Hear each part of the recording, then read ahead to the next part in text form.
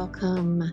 We're in the last month of January, and today I'm going to talk a little bit about the January blues, which is so common, especially at this time of year. And we're in the thick of winter, and it's the time of year that seems to slow down when we're connected to the stillness of the season.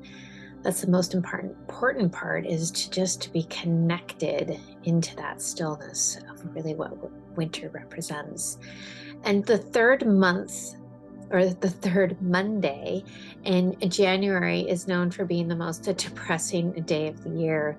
And we're already past that. That was like last week.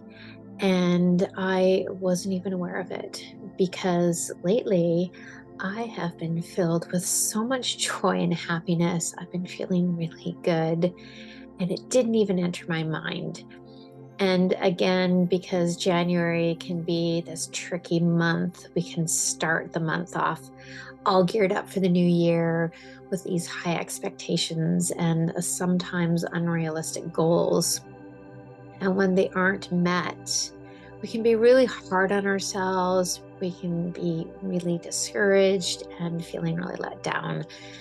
And I've been reflecting on the past 3 years, especially, the start of the decade, 2020.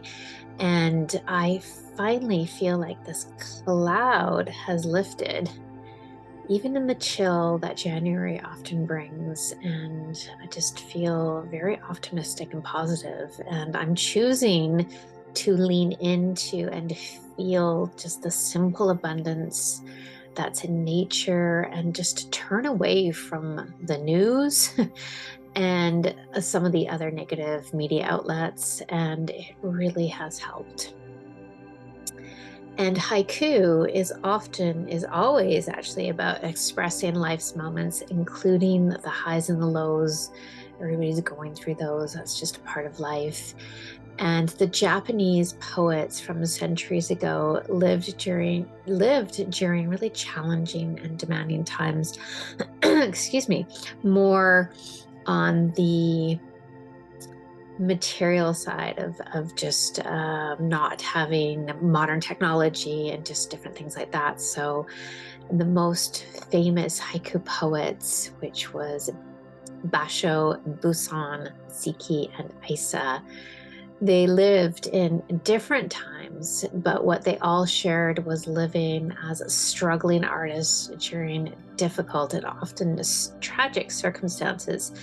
I've done research on all of these poets, and life was really hard back then. Like we're going back a couple of 3 centuries. So it makes me see that we are so blessed to be living in these times of great change, even though things are a little bit crazy and bumpy and a little bit scary, but we're still blessed to be living in these times. And having a practice of gratitude and kindness will always lift you up and make tomorrow a better day. Are you feeling the January blues, or are you living with joy? And the theme for February is a simple one. It's going to be haiku. Since I have some new readers on the list, I want to go back to the basics and share more about haiku. In the haiku community, February is known as National Haiku Writing Month. So I will be sharing more about that and the basic principles of what haiku is based on, a little bit more of what I mentioned earlier about the master haiku poets and different things like that. Blue Monday, the sound of rain taps in my head. Blue Monday, the sound of rain taps in my head. For those of you who receive my newsletter might already know about Senses for the Soul, which is a digital mindfulness kit that is an invitation to dive deeper into the intimate world of wonder, connecting our immediate world to us. That serves as a bridge to our senses as a tool for mindfulness. I have left a link below if you'd like to find out more about it. And if you'd like to learn more about everyday haiku, click on the link below. Subscribe to my YouTube channel and please sign up for my free weekly newsletter for haiku inspiration that these videos are based on. You can sign up on my website that is in the link below. I will post another video next week, so I will see you then.